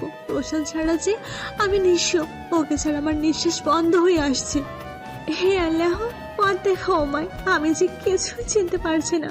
হাঁটতে হাঁটতে অনেকটা পথ পেরিয়ে গিয়েছি। অন্ধকার নেমে এসেছে চারদিকে, শুধু বন জঙ্গলে ভরপুর। কেউ কোথাও নেই। ভয়ে আমার হাত পা ঠান্ডা হয়ে আসছে। কেউ কি নেই যে আমাকে সাহায্য করবে? ওই জানোয়ারটা আমাকে এত দূর নিয়ে এসেছে, এখন আমি কোথায় যাব? আর যে হাঁটতে পারছি না আমি। স্যার, সব জায়গায় খুঁজছি কিন্তু কোথাও ম্যাডামকে পাওয়া যায়নি। আমার গান আর ব্ল্যাক কোটটা আর ব্ল্যাক গাড়িটা সব কিছু তৈরি করে রাখো, আমি এক্ষুনি বের হব। স্যার, এখন তো অন্ধকার নেমে এসেছে, কোথায় খুঁজবেন? যা বলছি তাই করো। জি স্যার। যে কিছু বিনিময়ে হলো, আমি তোমাকে চাই। আমি মাকে হারিয়েছি, তোমাকে হারাতে দিব না। যতক্ষণ আমার প্রাণ আছে তোমাকে খুঁজে বের করবই। কোথায় তুমি নিশাদ? আমার যে তোমাকে খুব প্রয়োজন। প্রতিক্ষণ শুধু তোমায় ভাবি। জানি অনেক দূরে আছো, তবুও এই আশায় থাকি তোমায় কাছে পাবো। ভালোবাসা এমনই, কখনো কাউকে ভুলে থাকা যায় না, সে যতই দূরে থাকো। হারিয়ে যাওয়া মানে শেষ হয়ে যাওয়া নয়, হয়তো হারিয়ে গিয়েও সুখ ফিরিয়ে দেওয়া যায়। সবাইকে ভালোবাসা পেতে নেই। ভালোবাসা মানে সুখের পরশ নয়, প্রকৃতি ভালোবাসা হয়তো বেদনাতেই হয়। কি আপনারা আমার কাছে আসবেন না বলে দিচ্ছি, আমি কিন্তু চিৎকার করব। করো চিৎকার, তোমার এই কলার আওয়াজ কেউ শুনবে না সুন্দরী। ওরা আমাকে নিয়ে অনেক বাজে বাজে কথা বলছে, আমার এইসব কথা একদমই সহ্য হচ্ছে না। কি করব আমি? এদের সাথে আমি বেড়ে উঠবো না। একা একটা মেয়ে আমি, তার উপর শরীর খারাপ, আমার বমি করে যাচ্ছি, একটু জলও পাচ্ছি না। তিনটে লোক আমার দিকে এগিয়ে আসছে। আমি কোনো রকম একটা ছেলেকে ধাক্কা দিয়ে দৌড় শুরু করি। জঙ্গলের রাস্তা দিয়ে দৌড়াচ্ছি, পেছনে ওই তিনটা অসভ্য ছেলে আছে। হঠাৎ একটা গাড়ি আমার চোখে পড়ে। আমি আর দেরি না করে ওই গাড়ির কাছে চলে যাই সাহায্য চাইতে। গাড়ি থেকে নেমে এসে লোকটার দিকে তাকিয়ে আমার সারা পৃথিবী ঘুরে ওঠে। এবার কি আমার বাঁচার আশাটুকু ছেড়ে দিতে হবে? পেছনে তিনটে লোক, সামনে রায়হান ও তার দল নিয়ে দাঁড়িয়ে আছে। রায়হানের কয়েকটা লোক এসে ওই তিনটে ছেলেকে মারতে শুরু করে। ওরা মার খেয়ে একরকম পালিয়ে যায়। আমি একদম পাথরের মতো দাঁড়িয়ে আছি। কি হচ্ছে আমার সাথে? কেন এমন হচ্ছে? কি ভেবেছিস তুই এত সহজে আমার কাছে তুই চলে যাবি? এতটা দুর্বল তুই রায়হানকে পেয়েছিস? তোকে আমার কাছে সারা জীবন বন্দি করে থাকতে হবে, আর আমার ভালোবাসাই তোকে তোর রোশনকে ভুলিয়ে দেবে। নিজেকে আর আটকে রাখতে পারলাম না। শরীরের সর্বস্ব শক্তি দিয়ে রায়হানের গালে ঠাস করে মারলাম একটা থাপ্পড়। তুই ভাবলে কি করে তোর মতো শয়তান জানোয়ারের সাথে আমি থাকবো? আর আমার স্বামীকে তুই কতটুকু চিনিস যে তাকে ভুলে যাওয়ার কথা বলছিস? তখনই রায়হান আমার চুলের মুঠি ধরে বলে ওঠে, খুব স্বামীর দরদি তাই না? এবার থেকে আমার জন্য তোর এই দরদটা থাকবে, শুধুই আমার জন্য। আমি আপনাকে ঘৃণা করি, আই জাস্ট হেট ইউ। জীবনেও ক্ষমা করবো না আপনাকে। ছাড়ুন বলছি আমায়, জানোয়ার শয়তান একটা। আমার দুই গালে থাপ্পড় মেরে যাচ্ছে রায়হান ভাইয়া। লাস্টের থাপ্পড় খেয়ে আমি মাটিতে লুটিয়ে পড়ি। তখনই একটা বিকট শব্দ ভেসে আসে চোখের সামনে, স্পষ্ট ভেসে ওঠে রক্তরঞ্জিত হাত। হ্যাঁ, রায়হানের হাতে গুলি লেগে রক্ত ঝরে পড়ছে। সবাই পিছনে ফিরে তাকায়। আমিও বসা থেকে উঠে তাকাতেই সামনের ব্যক্তির দিকে অপলক তাকিয়ে আছি। আর এক মুহূর্ত দেরি না করে দৌড়ে রোশনের বুকে ঝাঁপিয়ে পড়ে পাগলের মতো কান্না করতে থাকে। সাথে উনিও কাঁদছেন। দুজনকে মনে হচ্ছে কত যুগ ধরে দেখিনি। ভালোবাসার মানুষ যতই দূরে থাকুক না কেন, কখনো মনে হবে না যে সে দূরে আছে, যদি সে অনুভবে মিশে থাকে। ভালোবাসা মানে আবেগের পাগলামি, ভালোবাসা মানে কিছুটা দোষটামি, ভালোবাসা মানে শুধু কল্পনাতে ডুবে থাকা। ভালোবাসা মানে অন্যের মাঝে নিজের ছায়া দেখা। কান্না করতে করতে একসময় আমি জ্ঞান হারাই, রোশানের বুকে ঢলে পড়ি। রোশান নিশাদকে পাজু কোলে তুলে নেয় আর ওর লোকদের বলে, এদের সবাইকে আমার আস্তানাতে নিয়ে চলো। রোশানের লোকেরা বন্দুক তাক করে রায়হান সহ ওর লোকদের ঘিরে রেখেছিল। ধীরে ধীরে চোখ খুলে তাকাই, পাশে মা, বাবা, ভাইয়া আর আমার শ্বশুর। সবার মুখে খুশির হাসি ভেসে ওঠে। হঠাৎ সবাই এত খুশি কেন? হয়তো আমাকে ফিরে পেয়ে। কিন্তু উনি কোথায়? ওনাকে দেখতে পাচ্ছি না কেন? রুমের সবাই আমাকে ভালো মন্দ জিজ্ঞাসা করে চলে গেলেন। পরক্ষণেই উনি রুমে প্রবেশ করলেন। আমার পাশে এসে আমার হাত ধরে বলে উঠলেন, আমাদের ঘরে নতুন অতিথি আসতে চলেছে। মানে? মানে তুমি মা আর আমি বাবা হতে চলেছি। 3 বছর পর আমার আর রোশনের ফুটফুটে একটা ছেলে হয়েছে। আমাদের ছেলের নাম রনক আহমেদ তানিম। রনকের পুরো চেহারা ওর মতো হয়েছে, নাক কান বাপের মতো। জন্ম দিয়েছি আমি আর চেহারা পেয়েছি বাপের মতো, ভাবা যায়? সেদিনের পর রায়হানের কোনো খবর জানা নেই আমার। ওনাকে বললে উনি শুধু বলেন ওর প্রাপ্ত শাস্তি দিয়েছি। আমিও আর জানতে চাই না ওই লোকটার খবর। থাক না, কিছু অজানা কথা, সুখেই তো আছি আমার রোশন আর সন্তানকে নিয়ে। হঠাৎ উনি আমাকে পেছন থেকে জড়িয়ে ধরলেন। তুমি আমার ভালোবাসা, আমি তোমার জান। ভালোবাসার ফুল দিয়ে লিখবো তোমার নাম। তুমি আমার ময়না পাখি, আমি তোমার টিয়া। তোমায় আমি রাখবো বুকে ভালোবাসা দিয়ে। বাহ, দিন দিন আমার বরটা রোমান্টিক হয়ে যাচ্ছে। তুমি বলতে চাইছো আমার মধ্যে কোনো রোমান্টিক নেই? তখনই আমাদের ছেলে ছোট ছোট পা দিয়ে হেঁটে এসে তার বাবাকে জড়িয়ে ধরল। পাপ্পা আতো আমরা খেলবো। হ্যাঁ বাবা, চলো আমরা খেলা করি। কি অসভ্য ছেলে একটা। এদিকে যে করে হোক আমার ছেলের বিনিময়ে আমি ওর ছেলের প্রাণ চাই। এতদিন ধরে তোমরা সামান্য একটা ছেলেকে আনতে পারছো না? স্যার, আমরা কম চেষ্টা করিনি, কিন্তু বাড়ির চারদিকে শুধু বডিগার্ডরা, ওদের ফাঁকি দিয়ে আমরা কিছু করতে পারছি না। ছলে বলে কৌশলে যেভাবেই পারো ওর ছেলেকে আমার কাছে এনে দাও। জি স্যার, আমরা দেখছি। আপনি কোনো চিন্তা করবেন না। 24 ঘন্টার মধ্যে আমরা ওই ছেলেটাকে আপনার সামনে এনে রাখবো। এখন থেকে আমরা মিশন শুরু করছি। কি হলো, তোমরা দুজনে এভাবে কাঁদছো কেন? রান্নাঘর থেকে ছেলের কান্না শুনে রুমে এসে দেখি বাবা ছেলে দুজনে বসে বসে কাঁদছে। আরে বলবে তো কি হয়েছে? আমি খেয়াল করিনি, দেখো আমার ছেলেটা খাট থেকে পড়ে গেছে। দেখি রনকের কি হয়েছে। কোলে তুলে নিলাম। মাম্মা, পাপ্পা কাঁদে কেন? হ্যাঁ সোনা, আমি তো তোমার বাবার কান্না দেখছি। শুনুন, এখানে আপনার কোনো দোষ নেই আর রনকের তেমন কিছু হয়নি। কোথায় ছেলেকে সান্ত্বনা দেবেন তা না করে ছেলের চিৎকার শুনে নিজেও কাঁদছেন আর আপনার কান্না দেখে রনকও কাঁদছে। এখন কি আপনারা কান্নাটা থামাবেন না আপনাদের সাথে আমিও কান্না করব সেটাই চিন্তা করছেন? হ্যাঁ, আসলে ও পড়ে যাওয়ার সাথে সাথে আমার মনে হচ্ছিল আমার কলিজাটা কেউ ছিঁড়ে নিয়েছে, তাই আসলে। হয়েছে, আর বলতে হবে না। নাও তোমার ছেলেকে, আমার কাজ আছে বলেই ওনার কোলে রনকে দিয়ে আমি চলে আসি। আসলে লোকটার প্রতি দিন দিন আমার ভালোবাসা বেড়ে চলেছে। এমন করে কেউ আমার জানা ছিল না। কেমন আমাদের আগলে রেখেছিল উনি। ভালোবাসা এমন এক আবেগ যা অনুভব হয়তো সবাই করেছে, কিন্তু কম লোকই উপভোগ করতে পেরেছে। পাপ্পা দেখো, আমি ঠিক আছি। হ্যাঁ বাবা, তোমাকে তো ঠিক থাকতেই হবে, তুমি আমার একমাত্র সুপারম্যান। সকালে রোশন ফ্রেশ হয়ে অফিসের জন্য রেডি হয়। রনক ঘুমিয়ে আছে। আমি রাস্তা রেডি করে রোশনকে ডাক দিই। কি হলো, ছেলেকে সাথে করে নিয়ে যাওয়ার প্ল্যান করছে নাকি? এসে দেখি ছেলের পাশে বসে উনি মাথায় হাত বুলিয়ে দিচ্ছেন একদম রেডি হয়ে। ইচ্ছে তো করে তোমাকে আর রনককে সাথে করেই নিয়ে যাই। ইস, শখ কত। চলুন, নাস্তা রেডি, খাবেন? আমি চলে যেতে নিলেই উনি আমার হাত ধরে ফেলেন। কি হলো, চলুন। নাস্তা খাবো তো, তার আগে ওইটা। আপনার অফিসের দেরি হচ্ছে। আর কিছু বলতে পারিনি। উনি আমার ঠোঁটে ঠোঁট ডুবিয়ে দেন। ঠোঁটে চুমো খেয়ে কপালে গভীর চুমো এঁকে দেন। রাত যেভাবেই আসুক নীরবতা থাকবেই, চাঁদ যেভাবেই থাকুক জ্যোৎস্না ছাড়াবেই, সূর্য যত মেঘের আড়ালে থাকুক পৃথিবীতে আলো আসবেই, আর নিজেকে যতই লুকিয়ে রাখো না কেন ভালোবাসা তোমাকে কাছে টানবেই। দুপুরে চোখটা লেগে গিয়েছিল, তাই আমি ঘুমিয়ে পড়ি। রুম লক করে ঘুমাই, কারণ ছেলেটা হেঁটে হেঁটে কোথায় চলে যাবে বিচ্ছুর মতো।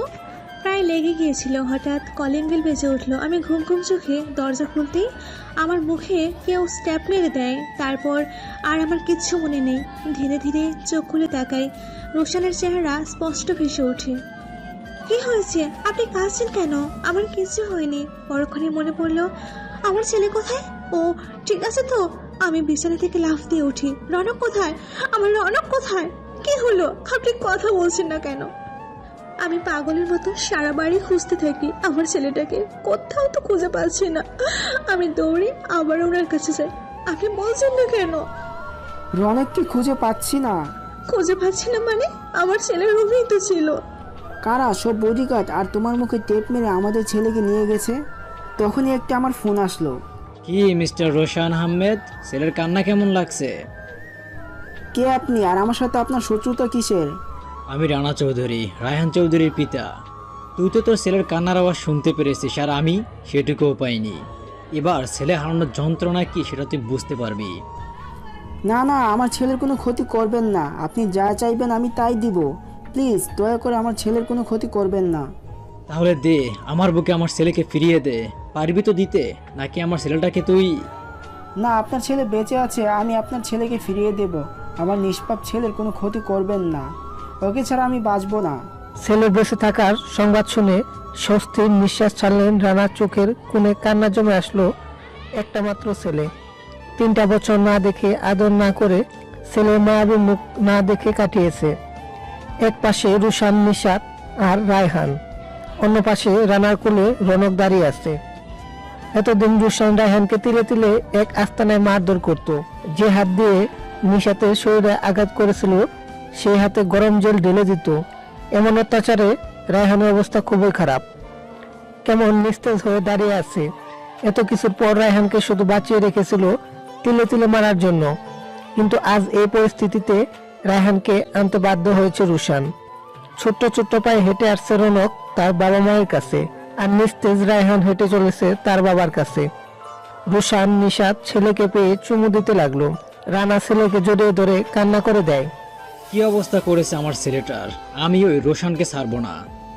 না বাবা, তুমি ওদের আর কোনো ক্ষতি করো না। আমি আমার পাপের শাস্তি পেয়েছি, এতে ওদের কোনো দোষ নেই। হারিয়ে যাব আমি একদিন, রব না এই পৃথিবীতে চিরদিন। ক্ষমা করে দিও তোমরা আমায়, ভুল করে থাকি যদি কোনো দিন। বাঁশবাগানে বা গুরুস্থানে হয়তো দেবে মোরে কবর, তোমরা আমায় ভুলে যাবে, রাখবে না জানি কোনো খবর। পড়বে কি মনে আমার কথা, ফেলবে কি অস্ত্র কোনো দিন। ছোট মাটির ঘরে আমায় দেহ নিতর হয়ে থাকবে পড়ে, আধারে কবরে আলোর প্রদীপ কেহ নাই কবু জ্বালবে, থাকবে না কেউ জানে আমার, পাশে কাটাবে একাকী রাত্রি দিন। আমাকে ক্ষমা করে দিও নিশাদ, একটু ভালোবাসার জন্য তখন আমি পাগল হয়ে গিয়েছিলাম, তাই তোমার সাথে আমি, প্লিজ পারলে আমাকে ক্ষমা করে দিও। আমরাও আমাদের ছেলেকে নিয়ে চলে আসি বাসায়।